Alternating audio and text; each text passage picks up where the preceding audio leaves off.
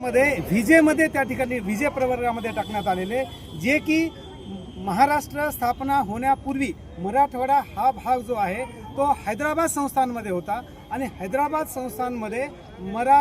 हा जो बंजारा समाज आहे तो बंजारा आणि लंबाडा म्हणून ट्राईब्समध्ये त्या ठिकाणी वर्गीकृत करण्यात आलेला आहे आणि आजही आंध्र तेलंगणामध्ये बंजारा समाज हा अनुसूचित जमाती एसटी प्रवर्गामध्ये त्या ठिकाणी दाखल करण्यात आलेला आहे आणि आज तीच गॅजेटियर जर मराठा कुणबी म्हणून त्या ठिकाणी मराठा समाजाला लागू होत असेल आणि त्याचे फायदे त्यांना मिळत असतील तर त्याच गॅजेटियरच्या आधारे बंजारा समाजाला सुद्धा अनुसूचित जमातीच्या सुविधा मिळाव्यात आणि एसटी प्रवर्गामध्ये त्यांना टाकण्यात यावं अशा प्रकारची मागणी महाराष्ट्रभर बंजारा समाजामध्ये तीव्र भावनेने उभी राहते आणि आम्ही ती मागणी शासनाकडे करतोय की शासनाने या बंजारा समाजाला अनुसूचित जमातीमध्ये घेऊन